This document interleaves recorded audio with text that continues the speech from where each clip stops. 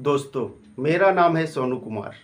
आज हर इंसान एक बनावटी ज़िंदगी जी रहा है, दूसरे की नकल करने में लगा है ताकि वह उस मुकाम तक पहुंच सके जिसमें बेशुमार धन दौलत हो। एक सच्चा मनुष्य कोई नहीं बनना चाहता। सुकून की दो रोटी आज किसी को रास नहीं आती है, सभी बटर ब्रेड के पीछे पड़े हैं। भगवान राम और श्री कृष्ण के जैसे कोई नहीं बनना चाहता है। भगवान राम प्योर गोल्ड थे, एक 24 कैरेट की तरह खरा सोना। क्योंकि आज के मनुष्यों के अंदर ऐसा विचार समा चुके हैं जिससे वह अपनी सोच नहीं बदल सकता। उसकी सोच उसे यहीं तक लिमिट करके रख देती है कि श्री राम भगवान थे, तुम भगवान नहीं बन सकते। दिमाग उसे यह नहीं सोचने देता कि राम और कृष्ण भी इसी धरती पर इंसान के जैसे ही पैदा हुए थे, पले बढ़े थे और इसी धरती पर उन्होंने ज्ञान की प्राप्ति भी की थी। भगवान नहीं बन सकते तो एक सच्चा इंसान तो हर कोई बन सकता है। ऐसे कई उदाहरण हैं जिन्होंने अपने कर्मों से भगवान की उपाधि प्राप्त की।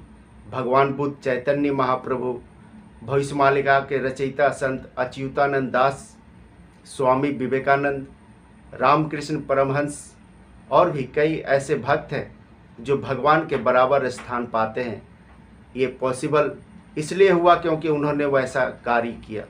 मनुष्य पैदा होता है 24 कैरेट गोल्ड की तरह, लेकिन जैसे जैसे वह मनुष्यों के कांटेक्ट में आता है, उनके संपर्क में आता है, उनके अंदर काम, क्रोध, ईर्ष्या, लोभ, लालच में पड़कर वह अपने मकसद भूल जाता है इस धरती पर आने का।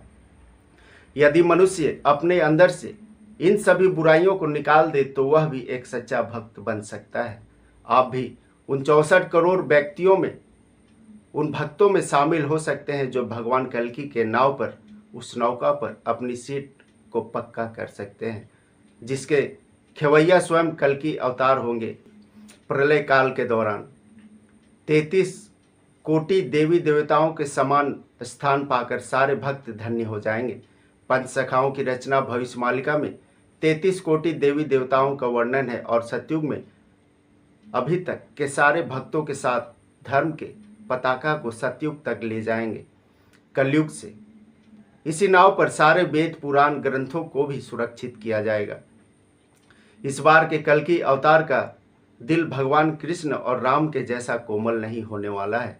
क्षमा मांगने से क्षमा नहीं मिलने वाला।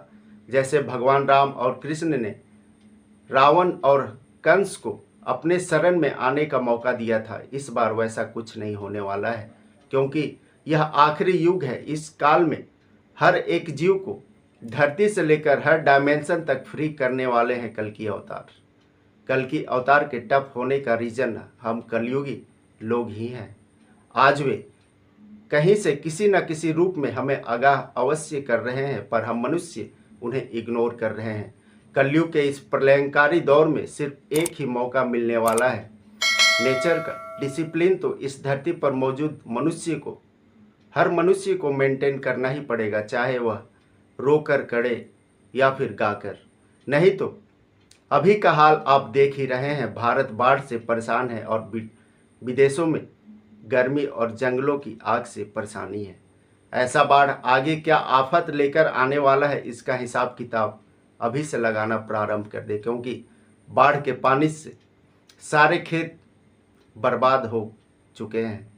कर्नाटका, एमपी समेत 24 राज्यों में आसमानी आफत का ऑलरेडी अलर्ट जारी हो चुका है। अगले 48 घंटों के लिए कहीं ऑरेंज तो कहीं रेड अलर्ट घोषित किया गया है। किसी के घर पर अगर गिद्ध बैठ जाए तो शास्त्रों के अनुसार उस घर में रहने वाले लोगों पर आने वाला संकट का सूचक होता है। ठीक वैसे ही जगन्नाथ मंदिर के अरुण स्तंभ पर गिद्ध का बैठना संपूर्ण विश्व के मनुष्यों के लिए भयानक संकट का लक्षण है। कलयुग के अंत का यह सबसे बड़ा संकेत माना गया है भविष्यमालिका के अनुसार। और आज जो आपदाएं आ रही हैं, लगातार भूकंप आ रहे हैं, देशों के बीच युद्ध खिंचता चला जा रहा है। ऐसा प्रतीत होता है कि कोई दैवीय शक्ति यूक्रेन की मदद कर रहा है। चीन रूस को भी वह अपने सामने टिकने नहीं दे रहा। इसका मकसद क्या है, यह आने वाले कुछ महीनों में पता चल जाएगा। अब बात करते हैं उस प्रलयंकारी दौर के बारे में, जब पूरी पृथ्वी अब बात करते हैं उस प्रलयंकारी दौर के बारे में जब पूरी पृथ्वी बर्फ के पानी पिघलने के कारण जलमग्न हो चुकी होगी।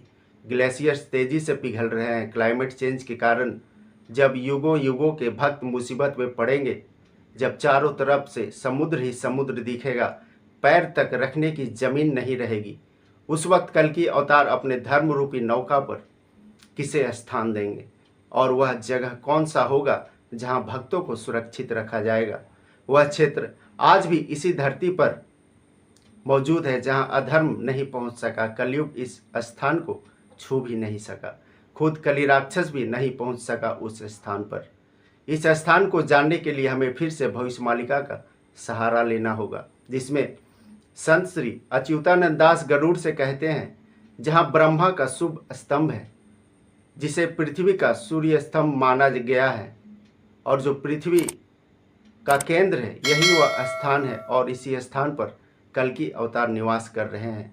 और प्रलय काल के दौरान उसी नौका में सवार होकर सारे भक्त इसी स्थान से सतयुग में प्रवेश करेंगे। यह स्थान कौन सा हो सकता है, इसे तलाशी और कमेंट में अवश्य बताएं।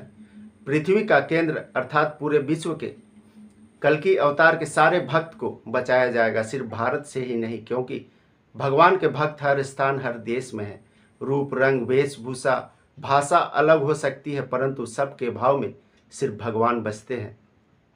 इसलिए दूसरों से घृणा करना छोड़ दें। सभी धर्मों का मार्ग एक ही स्थान पर जाकर मिलता है। जब भगवान ही अंतर नहीं कर रहे हैं तो हम क्यों करें।